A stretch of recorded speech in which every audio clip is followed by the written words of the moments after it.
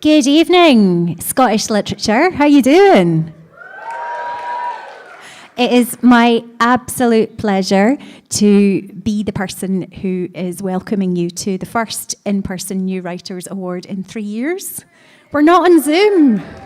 I mean, quick housekeeping here. I can't actually see a thing at all. The lights are really bright. You might all just run out. Don't do that, stay. There's going to be some really good writing coming up here.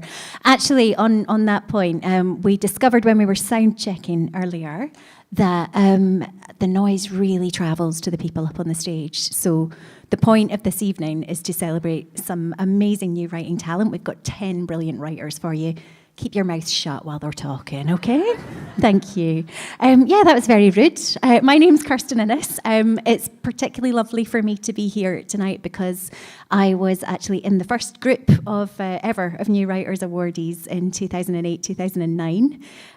The showcase then was a much smaller affair that just happened upstairs in the Scottish Book Trust office. This is amazing, and I think it's a real testament to how far our new writers have come. So, what are the Scottish Book Trust New Writers Awards 2023? I'm really glad that slide behind me actually said that there. Every year, the Scottish Book Trust works with some of the most exciting new writing talent in Scotland through the New Writers Award programme. The writers are chosen from hundreds of entries, and the 2002 judging panel included Jenny Colgan, Sheena Kayali, Jen Campbell, Sean Wykung, Ross Sayers, and Akimi Don Bowman. Scottish Book Trust works in partnership with the Gaelic Books Council to provide an additional place on the programme for a writer working in Gaelic. The awardees receive a £2,000 cash bursary, a tailored professional development package which includes mentoring from writers and industry professionals, a week-long writing retreat at Moniac Moor, and training in performance, press and PR, and social media. And many previous awardees have been published by houses including Simon & Schuster, Harvill Secker, Bloomsbury and HarperCollins, and have won things like the Costa First Book Award, the Manchester Fiction Prize, and been shortlisted for the Man Booker. So you guys are in the presence of future talent this evening. Can I hear an ooh? Yeah, thank you. As I was a new writer, I do know that this is quite a nerve-wracking experience. It does help that honestly, we can't see you at all. But what would be really lovely would be if you guys could just be as supportive as possible to all of our new writers who are all going to read you a sort of a short 2-3 minute piece. Some of them have got performance experience, some of them haven't. Every single one of them is absolutely brilliant. The little sampler booklets that are out there on the table can show you that, but it's always really important to read things, to hear things for yourself as well, I think. So please give all of our new writers the attention and the silence and the massive round of applause at the end that they deserve. I'm essentially going to be quite like a charming but aggressive cheerleader for all of these people. If there are agents and publishers in the audience, your job is to sign these people. Okay, thank you. Yep. So that's quite enough of me. I will get on with our new writers. We're going to do 4 new writers, then a short break, then 3, then a short break, then 3, then a short break. We should be finishing round about 9 o'clock, hopefully, which should all be lovely. So let's just get on with our first writer of the evening, shall we? I am delighted to introduce Emer Bush. Emer's Edinburgh-based. She's been writing in earnest for the past 6 years and is a regular contributor to creative writing groups in the city. She writes across fiction and non-fiction and has built up a steady and dedicated following for her blog. This evening's reading from her absolutely wonderful novel that I'm in the process of reading right now. She's going to take you to Ireland, where her novel is set. Emer Bush, ladies and gentlemen.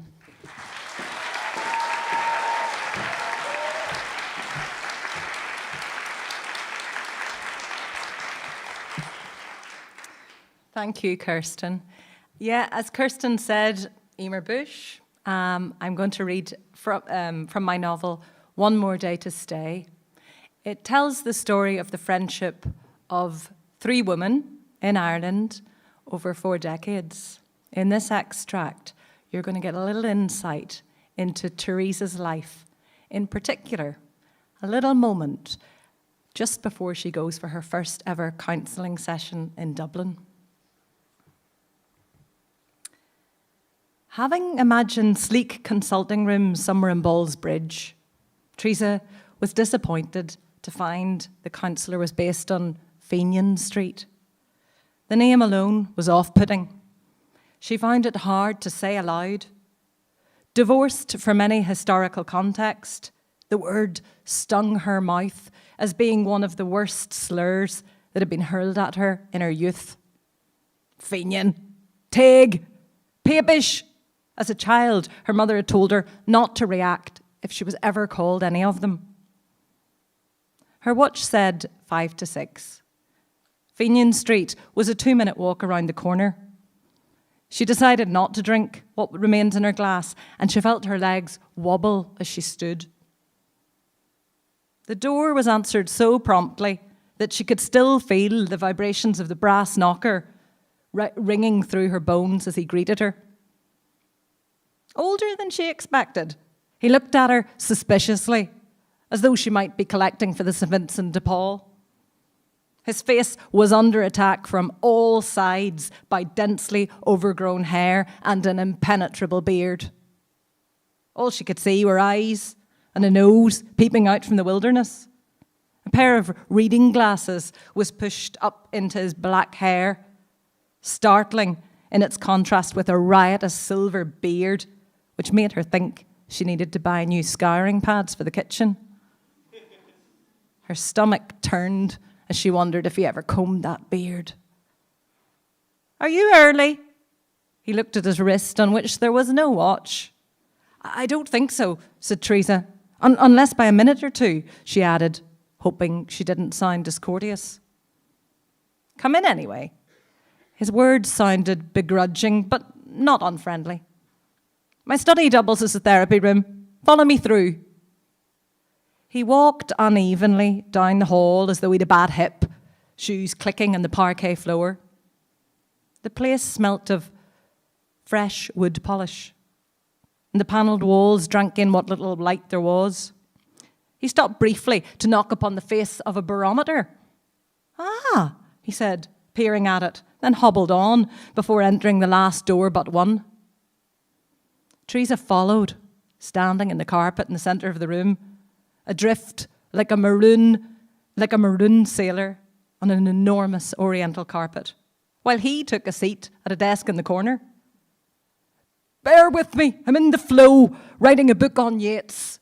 Not that one, the brother, Jack. If you wouldn't mind just sitting quietly for a minute or two whilst I attend to this." His words trailed off, his free hand frozen in midair as he scribbled with a fountain pen. The door to the room had been left ajar. Teresa stared at it in a quandary as to whether or not she should shut it before sitting. She let it be. A loud ticking echoed in the hall, and from somewhere towards the back of the house, she heard a radio play the rhythmic pealing of the bells of the Angelus. Thanks.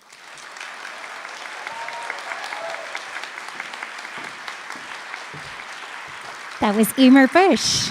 And that was some excellent whooping and cheering. I want to hear that for everybody, yes. Our next writer this evening is Agata Maslowska, whose poetry is absolutely gorgeous. She's a poet, writer and translator born in Poland and living in Scotland. Her poetry and fiction have appeared in various magazines and several anthologies. She's the recipient of the Hawthornden Writing Fellowship and the Gillian Purvis Award for New Writing. Recently, her poetry entry received special commendation in the Oxford Brookes International Poetry Competition. These are poems that are going to live in your soul for a little while, I think, so please give it up for Agata.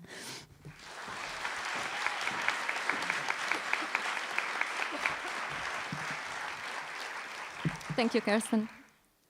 Hi, everyone. My name is Agata Maslowska, and tonight I'm going to read 2 poems. The first one responds to a Polish myth about południce, noon wraiths, who are spirits of young women that died in a violent way, either before or during their wedding. Noon wraiths. We wake again to remember our exclusion from ourselves, the wedding dresses frayed, the darkening sun, our placentas dried up somewhere in the desert with no sound. Imagine our bodies swimming, reading books, not split to pieces. Our children will never crave our milk. We are reflecting what you want to see. If we are not possessed by men, we are possessed. The ruins of our wombs and twisting dust at noon. How dare we leave this world so unfulfilled? We're asking you a question. Be careful what you answer. We are against the law. Unmarried, grating absence annihilates your crops. Searching for space where we are not submitting to our would-be husbands. Buffering in the heat, we can no longer die. And does it frighten you? Again, be careful. Centuries of trembling. Look, we'd like to sit in silence and watch the moon.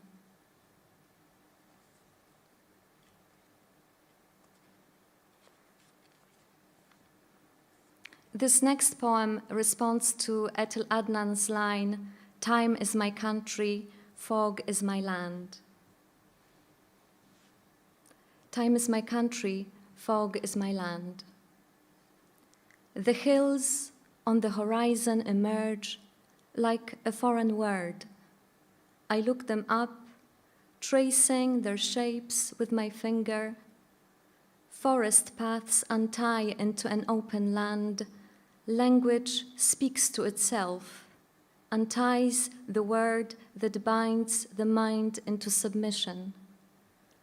Crossing no borders, I mispronounce the words the way language is owned by nobody. My words transforming into minutes. Voice does not echo in the fog, my accent does not startle. Seconds pass, yet linear time, just like the borders, is an illusion. I catch my breath in several languages, no hierarchies here. I will not die for any monolithic country playing its anthem to the dead. Time is my country, it counts my inhalations, a merciless teacher untying my hair. Thank you.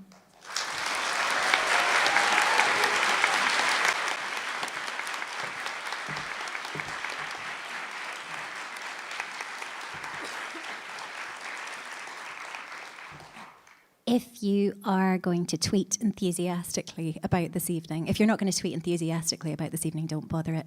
But if you are, please do use the hashtag Writer Showcase, which is appearing behind all of our magnificent performers this evening. So we're going to take you somewhere completely different now. Armarna Forbes she likes to write stories about dead things, says here. She's always interested in unique world building involving the grim and the macabre.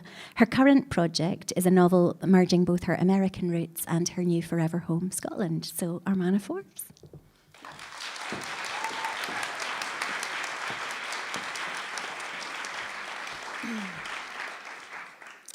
Hello, my name is Armarna Forbes, and the following is from my young adult novel, We Wicked Few, a story about a female executioner of fairy tale beasties. Chapter 1, The Warning. They say it takes 10 seconds for a severed head to lose consciousness. I've even read tales of them remaining fully aware, mouthing incoherent blather for upwards of a minute, but I've never witnessed that myself. However, I have seen teeth grind, eyes blink, and shocked expressions long after the blade has been swung. 10 seconds is an eternity, something I'd never considered before I began my apprenticeship as an executioner. More than 100 display cabinets line the barracks hall. Inside each is a mounted skull. Precious renewable energy illuminates every furrow, scar, tusk, and fang. For added drama, I suspect, though it's a ridiculous waste of resources. I hurry past, counting quietly, 10, 9, 8. a focusing method I use, and in this case, a sad attempt to avoid the dead stares of beasts, 7, 6, 5, of humans, 4, 3, 2, and of those creatures somewhere in between, 1. The heads serve as a grim reminder of tonight's ceremony, an event I've dreaded ever since I first held a sword. The courtyard door isn't much farther, and I sprint the last few steps until I'm outside where cool, salty air fills my lungs. I feel as though I can breathe again. The relief, although temporary, is welcome. Before I reach the gate to the empty crown square, I stop. Beyond the marsh that surrounds the castle, cobbled together with stone and metal bits that glint in the fading sunlight, is the tidal wall. With a massive height that looms over the city, it's the only thing separating us from the unyielding sea. This view is a rare treat. Other than for training purposes, I'm forbidden from leaving my chambers. Planning your escape without me? Behind me, the door to the castle barracks slams. I suppress a sigh and turn to Dougie, her tiny frame skipping over the cobbles, waist-length curls bouncing along with her. The ceremony isn't going to be my only challenge tonight. For as long as I can remember, I've been trying to match Dougie's upbeat nature while keeping up appearances. Pretending everything's fine has always been an exhausting task, and today of all days, I'm just not sure if my frayed nerves can take it. But if Dougie knew how much I didn't want to go through with it, she'd worry.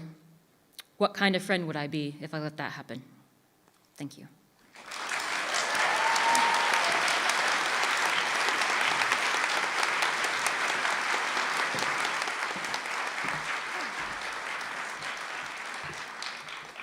And now we're going to go somewhere completely different again, with our final writer of this section, Dougie Strang.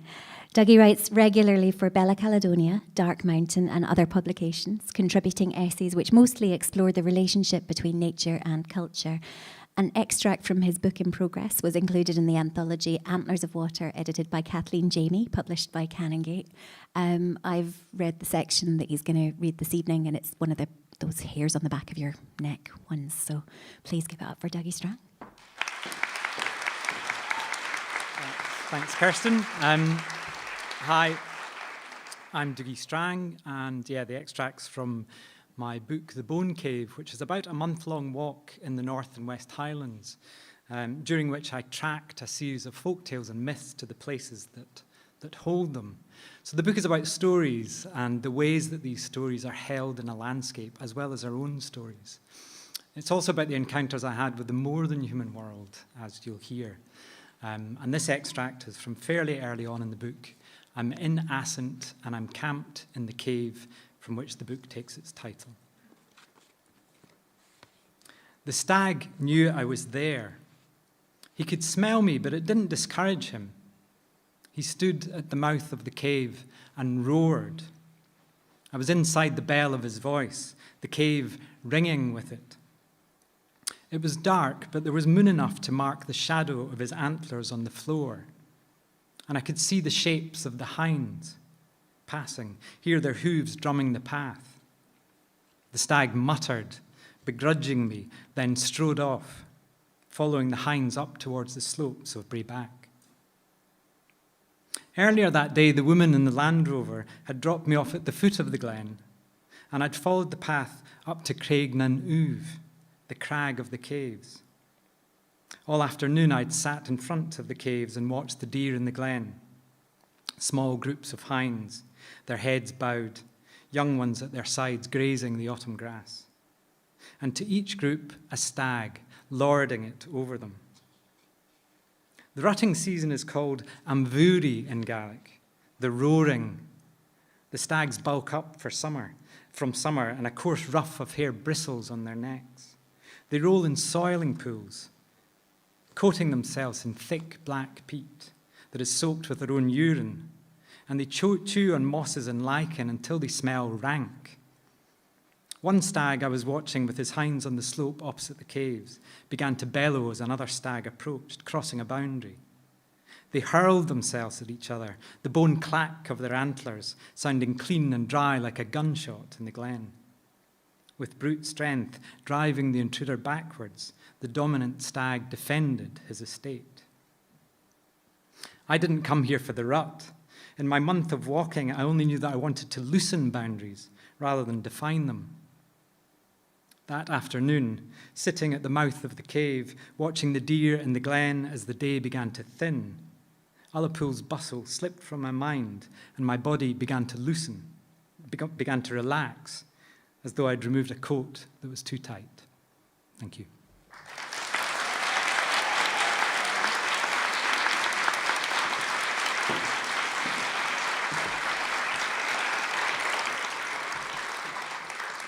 So we're going to take a break for about 15 minutes now, and then come back to be taken to some more places. For now, please, though, just give one final round of applause to Emer Bush, Agata Maslowska. I didn't think this through with the microphone. Armarna, Forbes and Dougie Strang, our first cohort of new writers.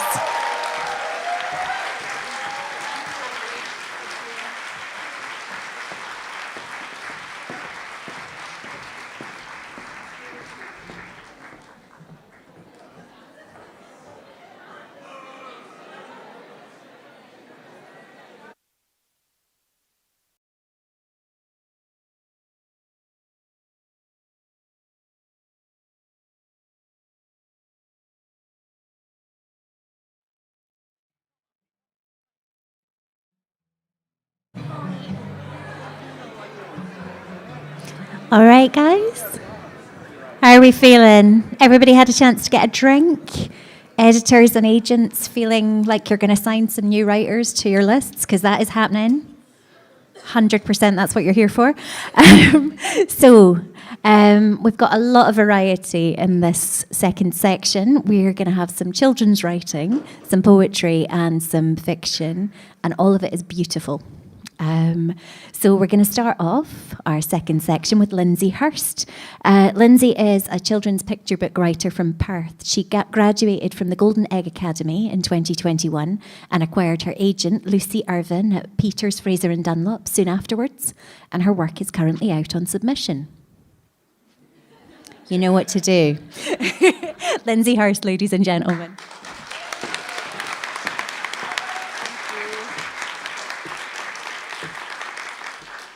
Hi everyone, I am going to be reading an extract from my picture book, Extreme Ice Cream, which is about two warring ice cream parlours. On the edge of a beach in a grand seaside town sat two ice cream parlours, both old and run down. The Drips on the east side, the Whips on the west, and each of them hungry to be the town's best. But year after year now, the sun hadn't shone. The rain had lashed down and the tourists had gone. "Our parlour is empty," howled sad Mr. Drip. "I can't sell my ice cream," cried old Mrs. Whip. From morning till night time, they would wail and they would whine. But one July morning, they woke to sunshine. The newsman reported, "A heat wave is here." "We're saved," yelled the Whips and the Drips with a cheer. "There's no time to waste," they both cried to their teams. "We need to make lots of delicious ice creams." They made every flavour, all colours and kinds, with sprinkles and cherries and ripple designs. The crowd soon arrived in their sun hats and shades, with beach towels and deck chairs and buckets and spades. The Drip family waited. They peeped out their shop, but no one seemed hungry or wanted to stop. "I don't understand it," sighed young Cherry Drip. But then she looked westward. "They're with Mrs. Whip!" They watched as the tourists all scrambled to buy the Whip Whopper ice cream, 11 scoops high. With sprinkles and chocolate and chopped nuts and cream, this supersized sundae was everyone's dream. "It's simply outrageous," howled sad Mr. Drip. "I cannot, I will not be pipped by a whip." "Don't worry," smiled Cherry. "We won't be outdone. Tomorrow we'll show them that we're number one. The next day grew hotter than even the last, and Mrs. Whip grinned as the tourists strode past. She winked at her grandson. We'll sell lots today. There's nothing that rivals the Whopper Sundae. But then, in the distance, young Cain thought he saw an ice cream commotion outside the Drip's door. He stretched on his tiptoes, then tugged at his gran. I think, he said slowly, the Drips have a plan. A billboard was flashing. Gigantic, homemade. Get Drip's ice cream bucket and sweet waffle spade. It's simply outrageous, cried old Mrs. Whip. I cannot, I will not be pipped by a Drip. Thank you.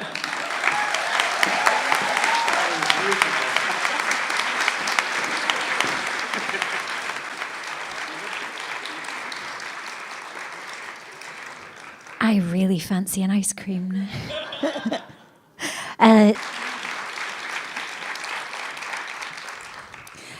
Our final act in the second half, third, I can count, it's fine, has instructed me just to refer to him as the best, so here's the best.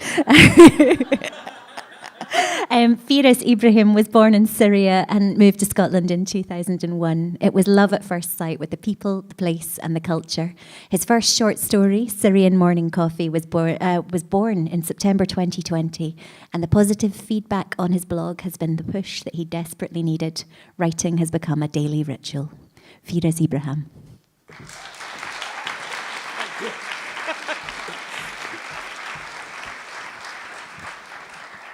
Sorry, that was a joke, honestly. We're all good. But I am very, very good, yeah. Very down to earth, my friends would say. Thank you very much. My name is Firas, and this is my 21st year here. So, my second home, and it's becoming my first home now. I'm going to read an extract from my book, semi-autobiographic book, and the title is The Boy in the Barrel. The story is of Faisal, a man in his early 40s on a business flight, and unexpectedly he comes across a movie that seems to trigger so much for him. It took him a while for things to sink down. So I'll just start now. He dragged his case behind him down the aisle. He was one of the first passengers, so it wasn't yet clear how many will be on the flight, so he wasn't sure if he was going to get 2 seats. He took out his iPad, book, and a small bag of snacks. Like anyone else, I think he hated to be stuck on a plane for hours at the mercy of whoever it was that organized the economy class food. Before sitting down, he noticed the batch of orange light on the headrest of the window seat. He hesitated for a second. It wasn't his seat. Then he moved and sat next to the window. His face was covered with orange light. It was blinding, but he didn't move. The plane sank into darkness, and he closed his eyes. He wasn't anymore on the plane. He was in his barrel on his family's plot in the southern Syrian city of Al-Suwaida. He just crawled into this barrel, and the sun had sneaked through the carefully stacked planks to block the opening. The small patch of orange on the wall of the barrel looked beautiful and warm, and he wondered how many uninterrupted millions of miles it had traveled to arrive in his barrel. He put his finger on the spot and felt the warmth. At that moment, he had a direct line all the way to the sun. He swapped places with his finger, and the patch of orange was on his right eye, and the whole barrel fell into darkness. Not that there was much to see anyway. Suddenly, he thought he heard his mother's voice calling him, and he jolted. And he opened his eyes to find a startled passenger looking down at him with his hand on Faisal's shoulder. "Sorry to wake you, but you're sitting on my seat." He apologized, and he sat back in his seat, plugged his headphones, and started flicking through the movies. A film that wasn't on his list of movies got his attention, and the title was Call Me By Your Name. The cover photo was of two young men, and he thought, another romantic story, either very, very happy or drastically sad one.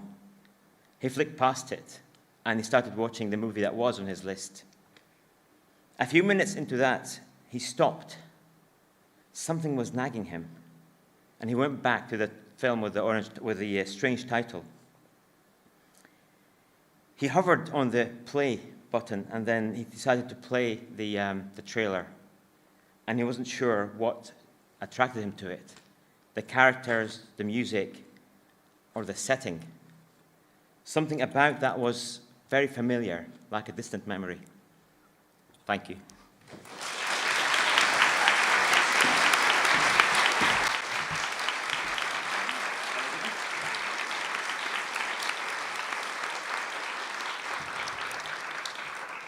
So we're going to have another wee break just now, and then we'll transport you to even more worlds in our third. But for now, go forth, go to the bar, go to the toilet, tweet, use the hashtag Writers Showcase. But please also give a final big round of applause to our three new writers up this evening: Lindsay Hurst, Helena Fornells-Nadal, and Firas Ibrahim.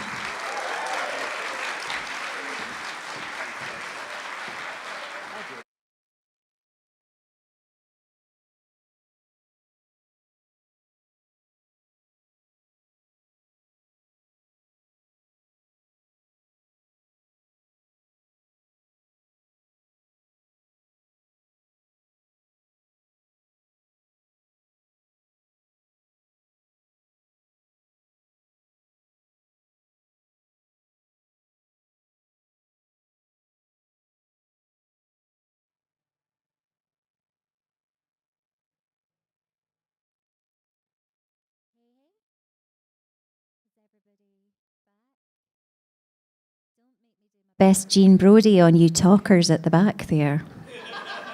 I will do it. Just to say, has everybody managed to get hold of a copy of the sampler? There's none left. Well, that's pretty impressive. Make sure that you do, if you can, fight somebody for it. I don't care once I'm done. It's good. Not only have you got all the excerpts from tonight, but there's also much longer sections of each writer's work, so you can really get a much longer kind of idea of who they are and what they're writing about. Very important, excellent piece of reading. Yes, Kirstin Innes recommends. I don't know where I'm going with this. It's all gone wrong. So, three more writers to finish off this evening. So, to our Gaelic awardee, Sheila Campbell, is going to be introduced by Rosemary Ward, Director of Programme at Scottish Book Trust.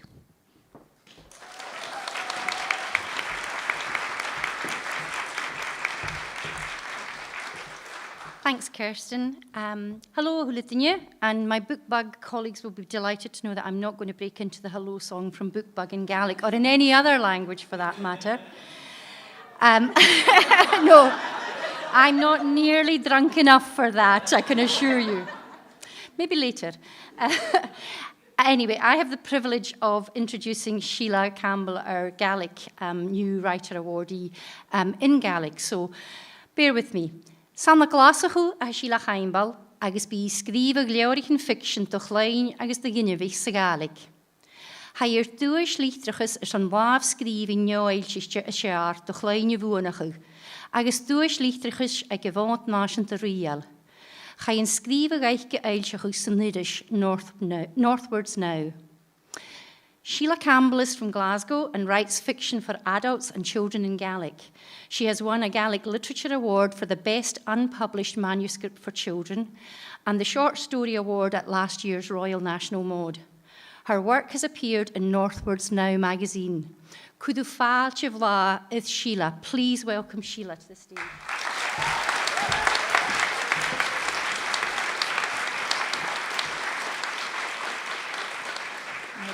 Thank you. Hi, so I'm going to read an extract from a Gaelic novel for adults called Farnishlia, which means Off the Path. So I'm just going to read it in Gaelic without a translation, but I'll give a very brief overview. So 15 years ago, a young woman was found dead on the Fife coastal path. In the present day, Amy, who was on holiday in the area at the time, realises that she may have a crucial piece of evidence linked to the death. Stocha nach begdatir sy'n byrarachig ein zwe hocher havachacha mur a rokira a fi fara hoper le knaten donna yn lashit. Nur a ranna cemi gachi and je la fata dyrif sy'n offish, fain dochus gyn begkira na cattle. Chroeir sy'n dat sy'n bia yenu ach sin na gerin tofa is coitir program yn garnularach. Choshich is jach yn traunse, frepi na salan arjeke van Vordweg, agus gais teach go siomer bla dúil, ein dyn nhw ffaliag latcher menthol. Get y facira go giawri flwyr, li sron ierach, is larich dua fo sŵlen, chafwr na chrwy a le mas yn tofa, is i fiechan rys yn necha ca inche de gemi, at fa gw hast eche. Amy, chachreit you sio, siaw leir a video sio, hwyr mi lorach ar 3 uur ar YouTube matin yn dw, fwysgla ceist, en ten bete Jenny scrutig bassen averusach. Frischgu chira, ach cumi ora brien cuyu.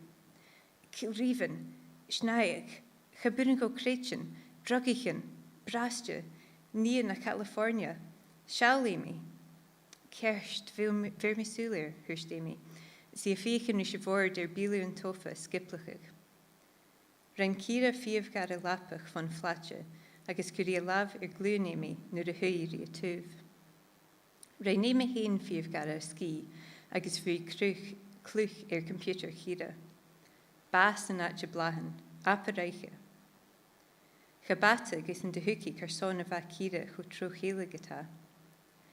An teachan seo bís na brín rí brahar Johnny Dawson a vasich a chun coit blina diag an Alaba.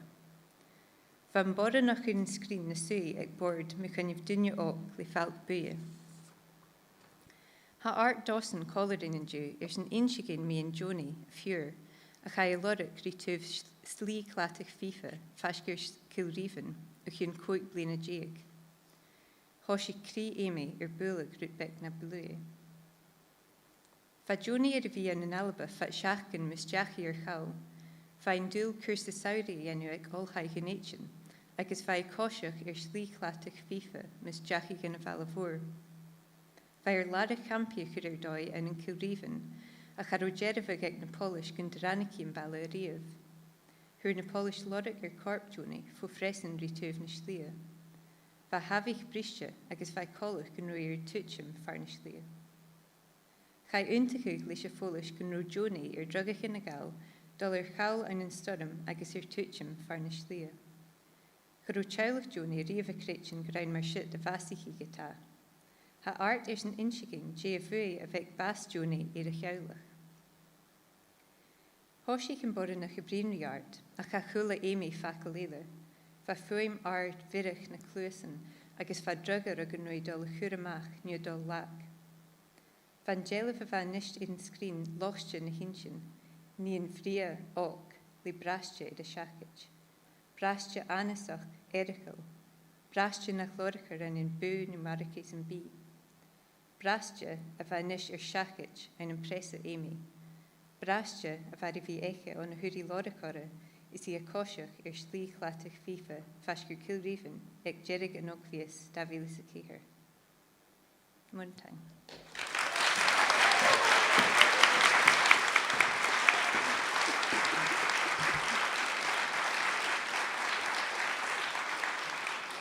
Sheila Campbell, ladies and gentlemen. Has anyone else, parents of small children, got the Hello Book Bug song stuck in their head now? Yeah. I'm delighted to introduce our final poet of this evening, Roshni Gallagher.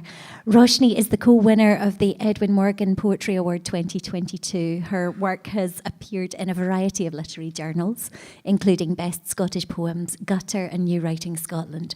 Her debut pamphlet, Bird Cherry, will be published by Verve Poetry Press next month. Roshni Gallagher, you're in for a treat.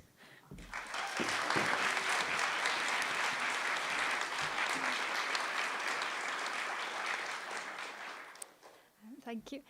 Hello, I'm Roshni. I'm reading two poems, both from my debut pamphlet, and this first poem is the opening poem of the pamphlet. April River.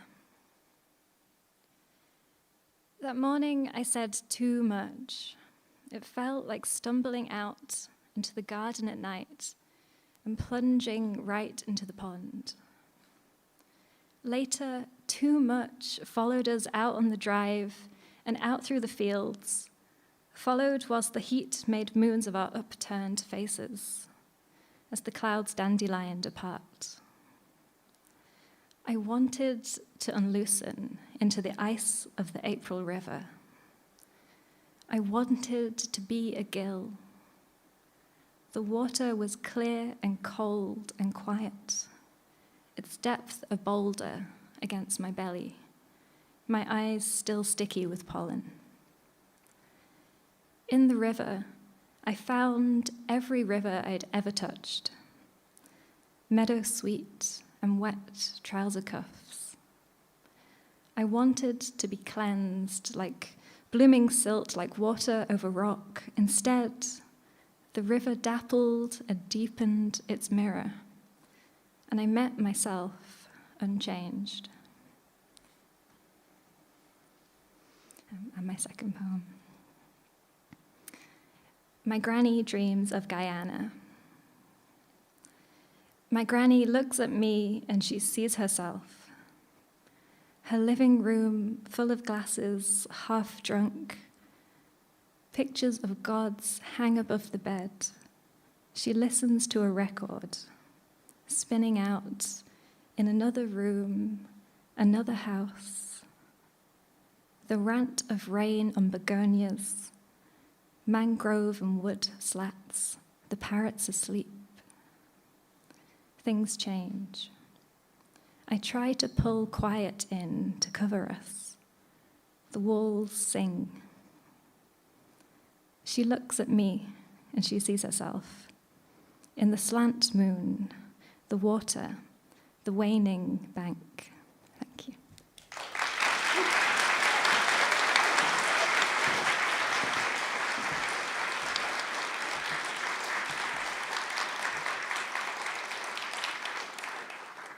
So our final writer for this evening, it's come around so quickly, is Ray Cowie, a short fiction writer with pieces published in the Bath Award, Cranked Anvil, Ellipsis Zine, Potluck Zine, Northwards Now, Retreat West, The Great Scottish Canvas, and more.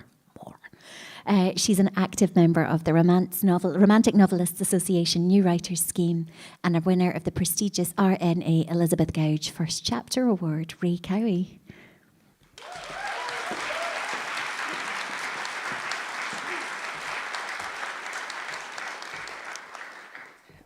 Thank you, Kirstin. Good evening. As I say, my name is Ray Cowie, and I'm going to be reading an extract from my flash fiction piece, Remembering Miss Mary, which is taken from my collection, Fledgling. Remembering Miss Mary. The piano sits dusty in the corner, like an old man greying in the half-light. I finger the notches and grooves carved into its lid and think of Sunday school, Miss Mary's disappointment when she discovered its scars. We'd whispered and sniggered behind hymn sheets at the confusion in her pale blue eyes that one of us lads, her boys, would do such a thing. I'd longed to grass on Dickie Dixon, the minister's son, who liked to shove his penknife against my skinny shoulder blades. Miss Mary surely guessed he was the culprit when he slashed the pulpit cushion and flung stuffing over the pews. The narrow stool creaks beneath me as I lift the walnut lid and pick out a scale. Notes stick and twang, but the high-pitched tone is the same. Miss Mary's fingers flew as our excitement swelled, regular as snow in December. until the Saturday before Christmas, when she played a jaunty Jingle Bells, while Santa marched around the hall, our eyes following the lumpy sack of presents that dangled over his shoulder. We dared each other to peek outside at Rudolph, who we imagined waiting on the pavement, his nose flushing red, brightening the street. But I was never bold enough to look. A precious green tractor, the only gift I would receive that Christmas. Did Miss Mary know why I offered to tidy when my friends rushed home for supper? Why I shifted chairs and swept the floor and pestered her to teach me how to play? She would rest her bony backside next to mine and offer a spongy pancake, insisting she'd baked too many and that I take the rest home. The times I cried, she told me not to mind Dickie Dixon, and I'd breathe her flowery perfume, my cheek pressed against the firm wool of her coat.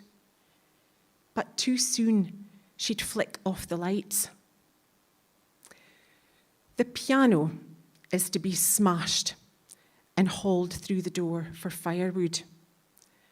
I push against the stiff pedal as I play Loch Lomond, Miss Mary's favourite tune. Tears flowed when I discovered she'd Alzheimer's, but I still remember. I close the piano lid softly, run my palms across its scratched surface. I'll save it as it saved me. Thank you.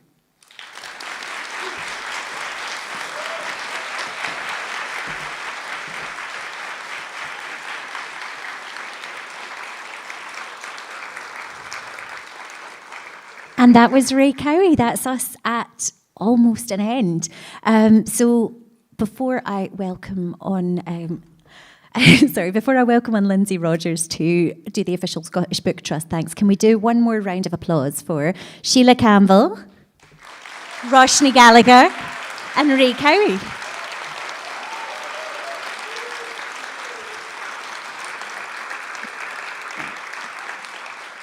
And now here's Lindsay Rogers, the Writing Communities Manager at Scottish Book Trust, to do the official thanking bit.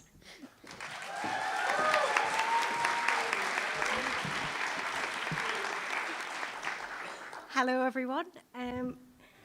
Thank you so much for coming out. So the New Writers Awards wouldn't be possible without the support we receive from our funders and partners.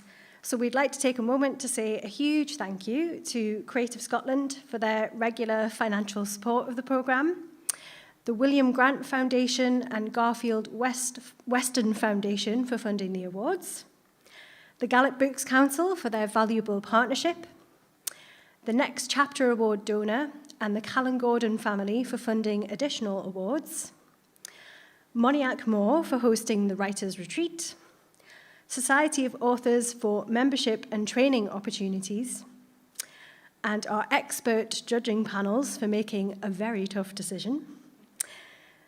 As you can imagine, tonight's event is a huge collaborative effort, so we'd also like to say thank you to Assembly Roxy for hosting and providing a brilliant event support, my fantastic Scottish Book Trust colleagues for helping everything run so smoothly, Sandy for running the live stream, Lighthouse Bookshop and Gaelic Books Council again for tonight's book stalls. I believe there is still time to add to your collection. Kirstin for being such a wonderful host. And finally, I'd like to thank you, our lovely audience, both here and online, for supporting the writers. You can find out more about the awards and the writers from tonight on our website, scottishbooktrust.com. So please join me in giving the writers a huge round of applause for their fantastic readings.